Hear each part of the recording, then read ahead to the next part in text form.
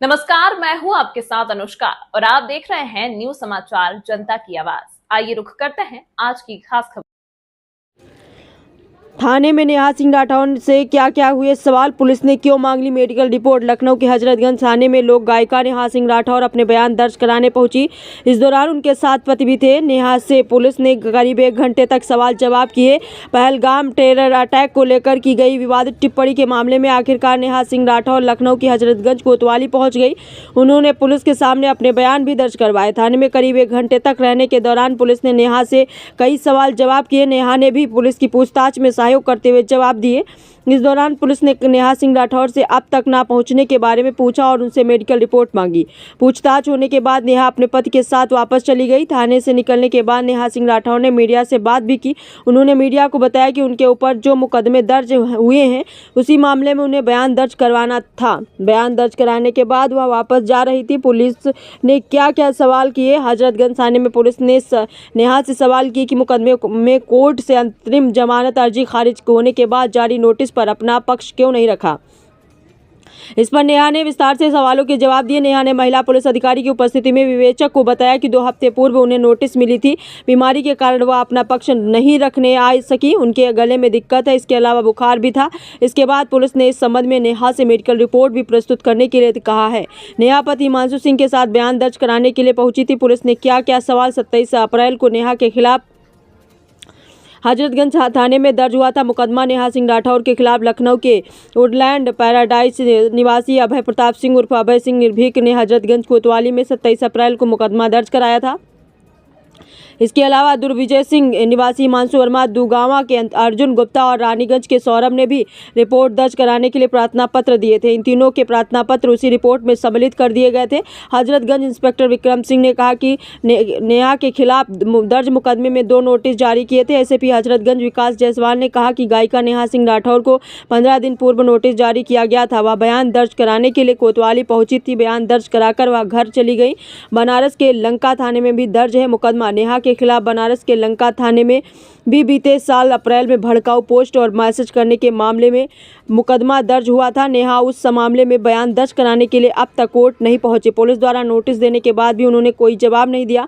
इसलिए बनारस के लंका थाने दरोगा राजेश सिंह ने कहा कि सुशांत गोल्फ सिटी इलाके में स्थित फ्लैट पर 24 नवंबर को दबिश दी थी, वहीं वहां नहीं मिली तो नोटिस चिपका कर चले गए थे। कल मैं जिंदगी में पहली बार कोतवाली गई। पहली बार पुलिस कोतवाली को अंदर से देखा। बहुत अजीब लगा। मैं घूमने नहीं गई थी, मुझे तो पुलिस ने नोटिस भेजकर बुलाया था।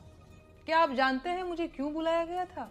मैंने कोई चोरी नहीं की थी, किसी को गाली नहीं दी थी, मैंने इलेक्टोरल बॉन्ड भी नहीं खरीदा था और नहीं बीफ कंपनियों से चंदा लिया था। मैंने तो वोट भी नहीं चुराया था, लेकिन फिर भी मेरे खिलाफ FIR दर्ज की गई और पूछताछ के लिए मुझे नोटिस भेजा गया। जानते हैं मेरा अपराध क्या था? मेरा अपराध ये था कि मैंने इस देश के प्रधानमंत्री से 4 सवाल पूछ लिए थे। मैंने इस आजाद लोकतांत्रिक देश के एक आजाद नागरिक की हैसियत से इस देश के प्रधानमंत्री की आलोचना कर दी थी। बस ये बात सरकार से बर्दाश्त नहीं हुई। होती भी कैसे? एक किसान परिवार की मामूली लड़की की इतनी हिम्मत कि वो प्रधानमंत्री से सवाल पूछ ले। औकात क्या है इसकी? तो बस भाई, मुझे मेरी औकात याद दिलाने के लिए नोटिस भेजकर थाने बुला लिया गया और मैं गई भी। क्या करती? कानून के हाथ बहुत लंबे होते हैं।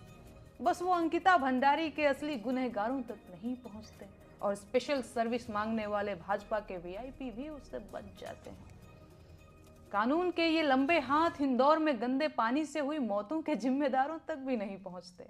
पेपर लीक कराने वाले, टूटी सड़कें बनाने वाले, अल्पसंख्यकों के खिलाफ नफरत भड़काने वाले, नकली दवाओं का कारोबार करने वाले, खाने की मिलावटी चीजें बनाकर देश भर में कैंसर फैलाने वाले, रेल दुर्घटनाओं के जिम्मेदार, टूटते पुलों के ठेकेदार, जंगल उजाड़ने वाले, पहाड़ काटने वाले और हवा को जहर बनाने वाले नेता, अधिकारी और कारोबारी कानून के हाथों से बच जाते हैं।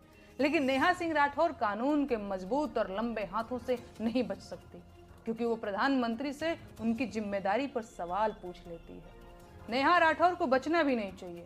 उसे ऐसी सजा दी जानी चाहिए कि देश और जमाना देखे। उसे उसके मुंह में जबान होने की भरपूर सजा मिलनी चाहिए। जिन बेटियों की दुश्मन पूरी भाजपा है, नेहा पर उनके लिए आवाज उठाने की सजा भी मुकर्रर की जानी चाहिए। बेरोजगारी के मुद्दे पर बोलना भी क्या छोटा गुनाह है? महंगाई पर गीत गाना क्या वित्त मंत्रालय से बगावत नहीं है? मजदूरों के हक की बात करना क्या लेबर डिपार्टमेंट के काम में हस्तक्षेप नहीं है? और फिर जब सरकार ने देश के कल्याण के लिए अलग अलग विभाग और मंत्री बना रखे हैं, तो मैं क्यों इन मंत्रालयों के मुद्दों पर बोल रही हूँ? एक मुकदमा तो सरकारी काम में बाधा का भी बनता है। देश में जब महिला आयोग है तो महिला अधिकारों की बात करने वाली मैं कौन होती हूँ? कितनी अजीब बात है ना। जिस सरकार को देश की गरीबी, बेरोजगारी, महंगाई और भ्रष्टाचार से लड़ना था, वो सरकार मुझसे लड़ रही है।